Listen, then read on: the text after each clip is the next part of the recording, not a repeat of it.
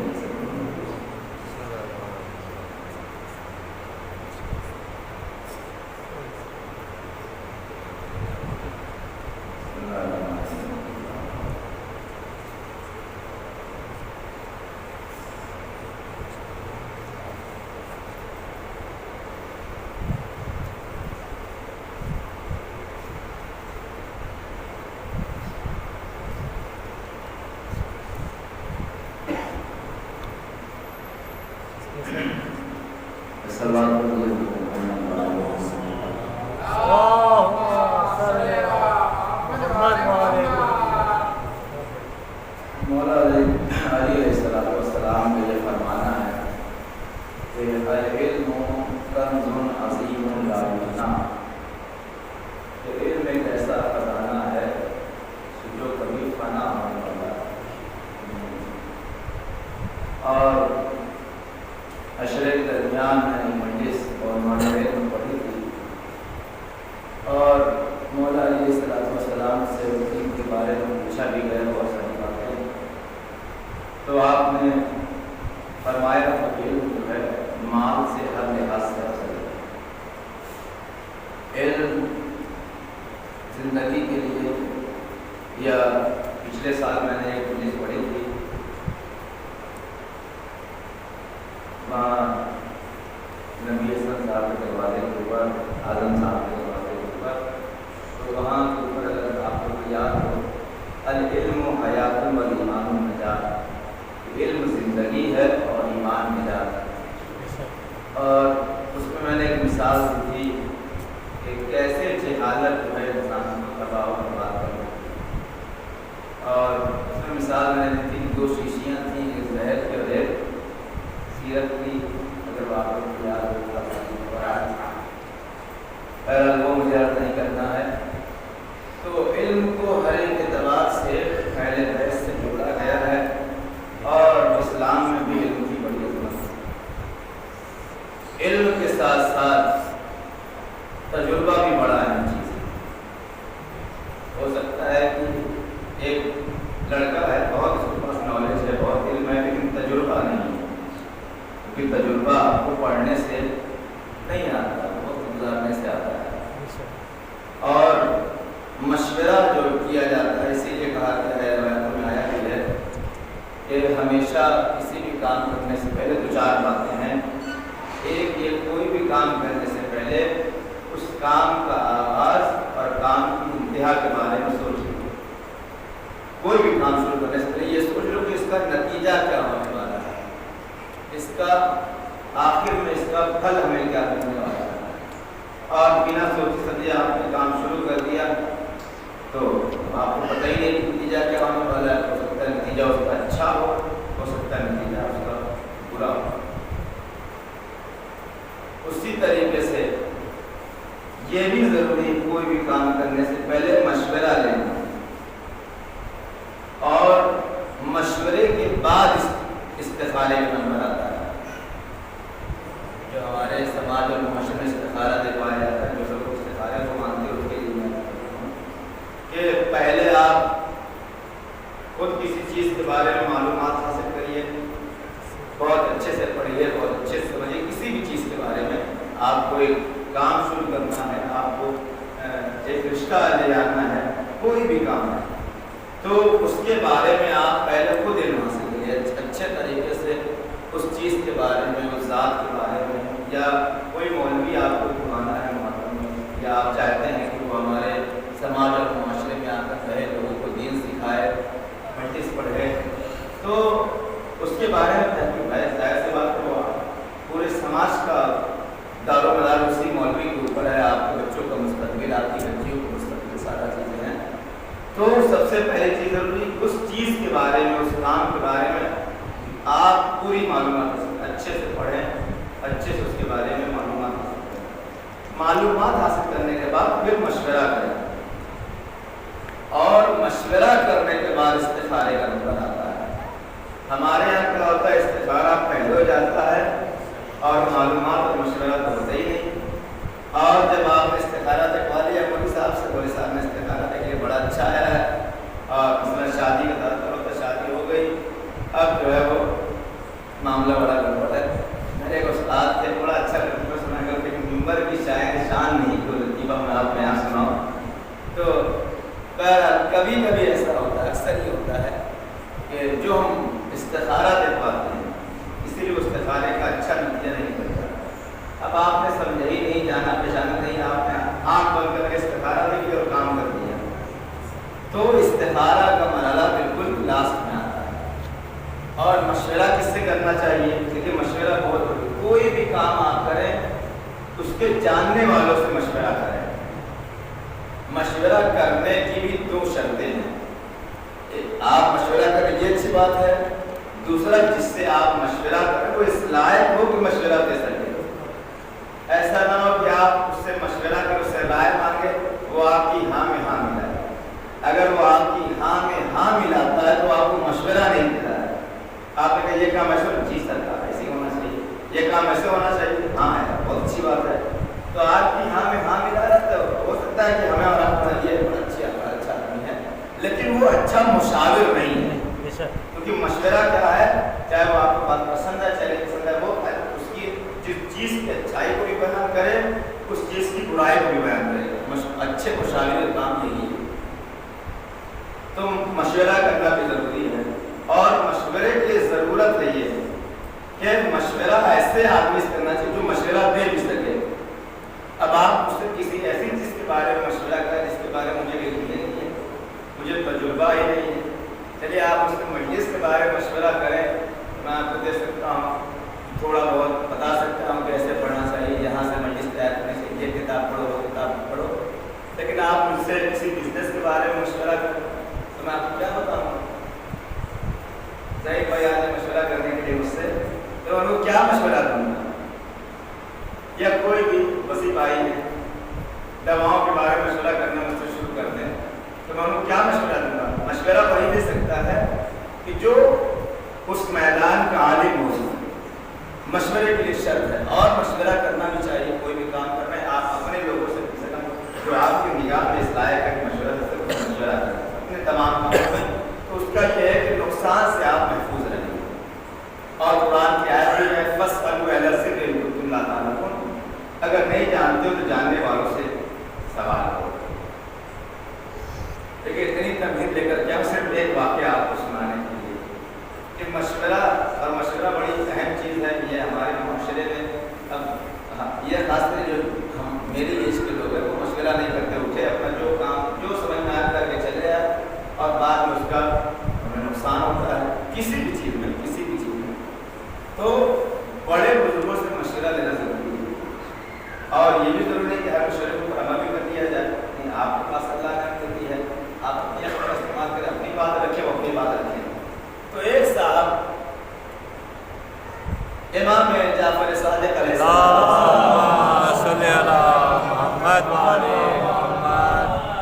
کے شاگرد اور امام سے کئی اماموں کے شاگرد رہے ہیں. غالباً 7ویں امام سے ان کا دور شروع ہوتا ہے، 6ویں امام سے 7ویں 8ویں امام کا دور شروع ہوتا ہے. اور کئی اماموں کا دور انہوں نے دیکھا ہے جنہیں دنیا بہلول دانا کے نام سے یاد کرتی ہے. اور جو دور ہو رہا ہے میں کسی سے ڈرتا ہوتا نہیں ہوں. اور یہ لقب اتنا چھوٹا نہیں کہ ہر کسی کو دے دیا. کسی شاعر کا یہ لقب نہیں ہے کہ آپ بہلول ہند کہتے تھے کسی کو. آپ نے دیکھا ہوگا کوئی شاعر ہے جیسا بہرحال اللہ کے یہاں کون سا مطلب قبول ہے کو پتہ نہیں ہے، आप किसी शायर को बहलोल दाना का लक़ब दे दें, जनाब बहलोल तो शायर नहीं थे, बहुत पाए के आलिम थे और इतने ज़बरदस्त आलिम थे कि हुकूमत उन्हें कत्ल करना चाहती थी। उस ज़माने में 3 आलिम थे जिन्हें कत्ल का फरमान मिला था और इतना सख्त पहरा था कि वो इमाम अलैहिस्सलाम से मशवरा भी नहीं कर पा रहे थे कि करें क्या।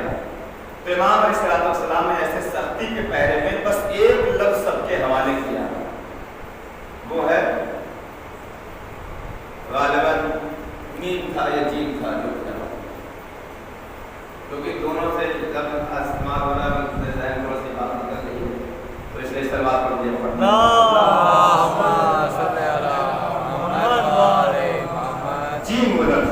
जीम था। तो इमाम इतना मुश्किल दौर था, हुकूमत इतने जासूस इतने आदमी कि इमाम अपनी बात कह नहीं सकता और कह देते तो पकड़ जाते तो उनको कत्ल कर दिया। तो तीनों आदमी को रातों रात इमाम अलैहिस्सलाम ने एक खत भेजा और इस खत पे कुछ नहीं लिखा था, सिर्फ लफ्ज़ जीम लिखा था और वो खत तीनों आदमी के पास भेजा था कि कोई देखे तब भी न समझ पाए कि ये कहाँ है। मैं ये जो आपको समझना चाह रहा हूँ कि हर आदमी को नहीं है, किसी को भी बहलोल दाना कहते हैं, बहलोल कहते हैं। ठीक है, एक आदमी शायर है, अच्छा शायर है, थोड़ा सा अल्लाह उसका दिमाग बेहतर कर दे। जो लोग जानते हैं, मैं हर चीज़ यहाँ देखा हो सोशल मीडिया पर, आपने एक शायर है उसे बहलोल का नाम दिया जाता है, ये गलत है। सब मुखालिफों की वो बहुत बड़ा मकाम है, बहलोल मुश्तहिद थे अपने ज़माने में।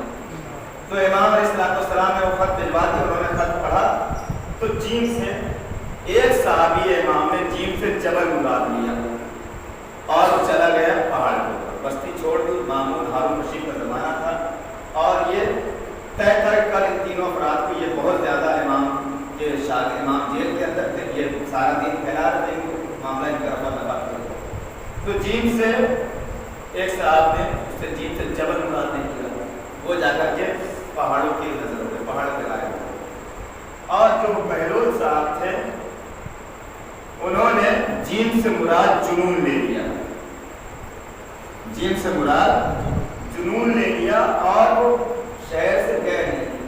ये भी अक्ल की दाद देने की बात है, इसीलिए दुनिया में उनका नाम लेके मुझे भी याद नहीं, जो जबल के ऊपर गया था, ऐसा नहीं तारीख नहीं, तारीख उनका नाम है, लेकिन बहलोल दाना का नाम सबने सुना होगा। लेकिन वो जीम से जो जबल से, उनका नाम मैं भी नहीं जानता और आप भी शायद कोई जानता हो कि वो कौन साहब थे। क्यों? क्योंकि वो कौम से दूर चले गए। इन्होंने जीम से जुनून मुराद लिया, कौम के अंदर रह करके कौम की खराबियों को दूर करने की कोशिश की और शुरुआत यहाँ से उन्होंने की कि अच्छे खासे रात में सोए थे, सुबह जब उठे तो उनके पास असा था, लाठी जिसे बोलते हैं, अपने असा पे सवार हुए और अपने घर से निकले, वहाँ असर के ऊपर बैठ गए।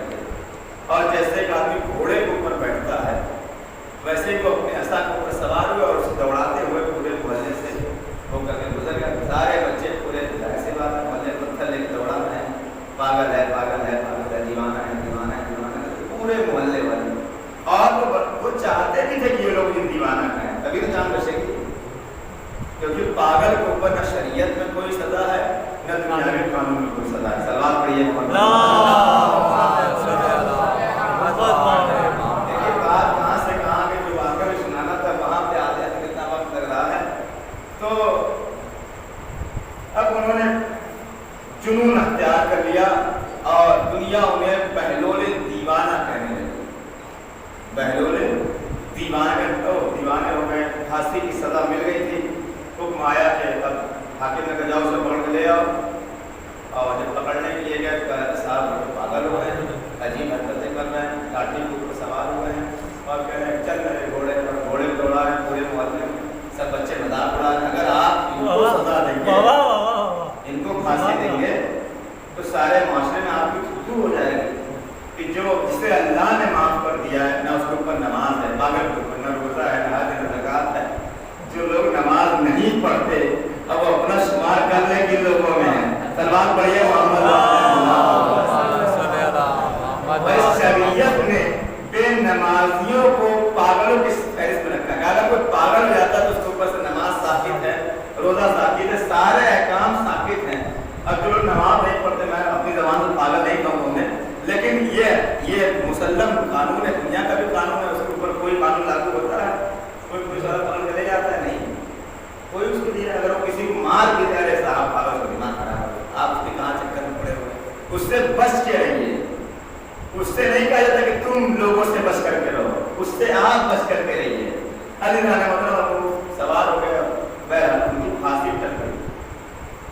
तो एक साहब को कोरोना के ज़माने में ये समझ में आया कि ये नौकरी का चक्कर बड़ा बेकार है, अपना कोई बिजनेस होना चाहिए, अपना धंधा होना चाहिए, और ये ज़रूरी भी है कि जाहिर सी बात है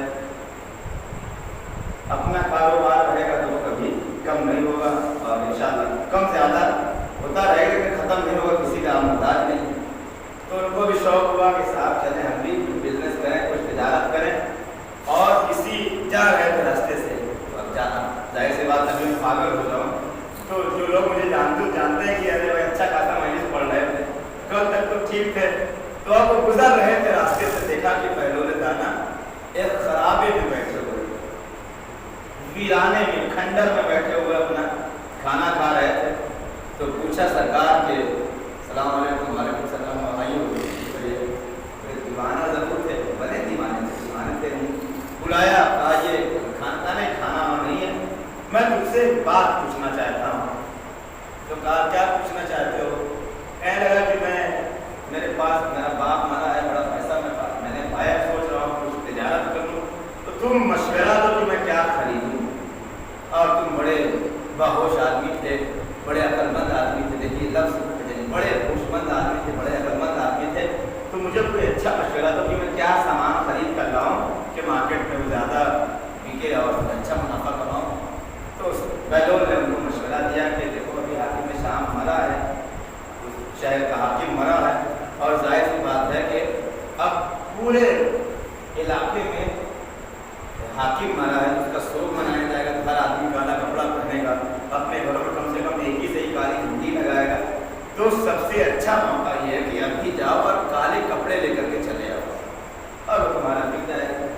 अब वो गए, जितना पैसा था उन्होंने उसका काला कपड़ा खरीद लिया और लेकर के आ गए शहर में। और अल्हम्दुलिल्लाह जाहिर सी बात है, मुहर्रम के मौके पर कितने काले कपड़े मिलते हैं, 7 बिक गया, पेपर बोर्ड बिक गया, एक कंपनियाँ हुसैन के सदके में जी रही हैं, सलवार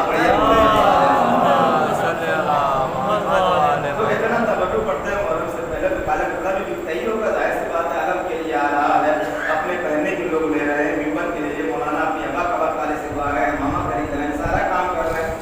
तो अब पूरा शहर जिसने हर एतबार से पूरा काला कपड़ा उसका बिक गया, और 10,000 कमा रहा है तो दुगना तिगना मुनाफा कमाया, और 50,000 रुपये कमाया। अब वो भी अल्हम्दुलिल्लाह। अब जो है देखिए बात कहाँ शुरू हुई थी, मशवरा करने की। और मशवरा किससे किया जाता है? मशवरा हमेशा अक्लमंद इंसान से किया जाता है। फिर वहीं से जा रहे थे और फिर बहलोल से मुलाकात हो गई, तो अब जाहिर पैसा नहीं था तो इंतसारी थी, अब 50,000 रुपये के मालिक हो गए हैं और अपनी मेहनत का बनाया है। तो कहा यहाँ पागल आदमी, जनाब बहलोल यहाँ पागल आदमी, दिन भर पलेटी करते रहते हो, ये बताओ पिछली बार तुमने मशवरा दिया था, इस बार मेरे माशाल्लाह बड़ा मुनाफा हुआ, कुछ और मशवरा अब की क्या खरीद कर ले आऊँ? जनाब बहलोल ने कुछ नहीं कहा, कह रहे कि अब की बार ऐसा करो कि जाओ प्याज और लहसुन या लहसुन जो अपनी ज़बान में है खरीद करके ले चले आओ। अब जाहिर बात है पहली बार आदमी इतना मुनाफा कमा चुका था इनके मशवरे के ऊपर, जाहिर सी बात है जानता भी था। गया और जाने के बाद 50,000 रुपये की पूरी प्याज और लहसुन और लहसुन खरीद करके लाते उसने अंबार कर दिया। अब कितनी प्याज लोग खाएंगे? अपना 10 दिन 15 दिन चला प्याज, और सारी प्याज पूरा गोदाम ही सड़ गया। सलवार पड़िए, अब पूरा गोदाम सड़ गया, प्याज सड़ गया, लहसुन सड़ गया, दीवारें निकल गया, सर पकड़ के बैठे हुए हैं। और अब जो है वहाँ से नाराज होकर के कहाँ पहुँचे? बादशाह के पास आगे सरकार बड़ा गजब हो गया, इस बेवकूफ़ ने मुझे रोड पर ले आया, सड़क पे ले आया, अच्छा खासा अल्हम्दुलिल्लाह मुझे अल्लाह ने 50,000 रुपये की आमदनी दे दी थी, तिजारत में फ़ायदा हुआ। तो इस बेहूदे ने बादशाह पूछा पूरा वाक़या क्या है? कहा नहीं, पहले उसको सज़ा मिलनी चाहिए। ان کے مشورے کی وجہ سے آج میں برباد ہو گیا، میں بالکل فقیر ہو گیا، غریب ہو گیا۔ تو پہلے کو بلایا گیا، سرکار وہ بھی تشریف لائے، اپنے گھوڑے کے اوپر سوار ہو کر کے آئے بادشاہ کے دربار میں۔ بادشاہ نے آدمی سے مشورہ کر کے آیا ہے، سلوات پڑھیے کہنے اس پاگل آدمی تم نے مشورہ کیا؟ کہا ہاں، جب پہلی بار مشورہ کیا تو بڑا اچھا مشورہ دیا تھا، جب دوبارہ مشورہ کیا تو نا ایسا مشورہ کہ مجھے سمجھ میں نہیں آیا، بھائی ان کی بات میں نے عمل یقین کیا اور یہ سامان لے کر گیا، پورا سامان سڑ گیا، میں برباد ہو گیا۔ تو اس نے پوچھا کہ پہلو تم کچھ کہنا چاہتے ہو؟ اس نے کہا نہیں، میں بس اتنا کہنا چاہتا ہوں کہ اس نے کہا کہ یہ پہلو نے جان بوجھ کر کے میرا نقصان کروایا، آمدن میرا نقصان کروایا، اگر یہ جانتا تھا کہ پیاس سڑ جائے گی تب بھی اس نے منگوایا۔ بہت توجہ۔ تو بادشاہ نے پوچھا کہ کیا تم صحیح میں جانتے تھے کہ پیاس سڑ جائے گی؟ اس نے کہا میں جانتا تھا۔ جب جانتے تھے تو تم نے یہ مشورہ کیوں کیا؟ اس نے مشورہ کیا تھا اور پہلی بار تم نے اتنا اچھا مشورہ کیا اور دوبارہ اتنا خراب مشورہ دیا۔ لفظ پہچانیے گا، اس نے کہا کہ جب یہ پہلی بار مشورہ کرنے کے لیے آیا تھا تو مجھے دانا کہہ رہا تھا، مجھے عقل مند کہہ رہا تھا، تو میں نے عقل مندوں والا مشورہ دیا، اور جب یہ دوبارہ میرے پاس پاگل کہا تھا تو میں نے پاگل والا مشورہ دیا۔ سلوات پڑھے محمد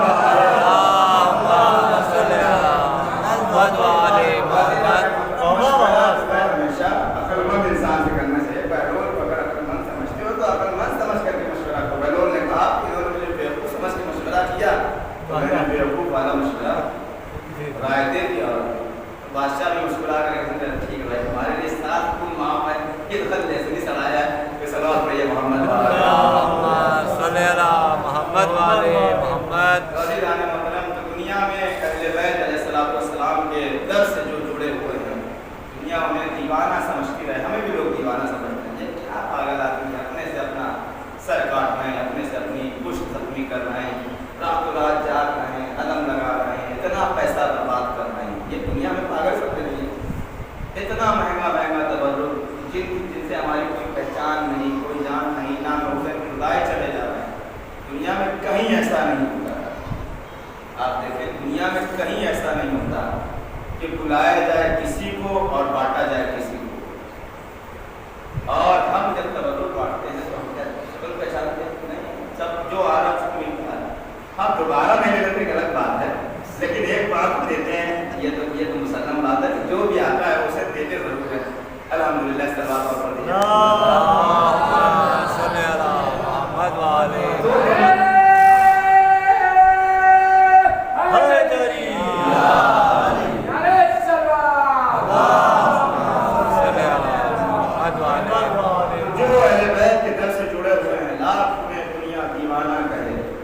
دیوانے نہیں ہیں، وہ محبت میں غرق ہو چکے ہیں۔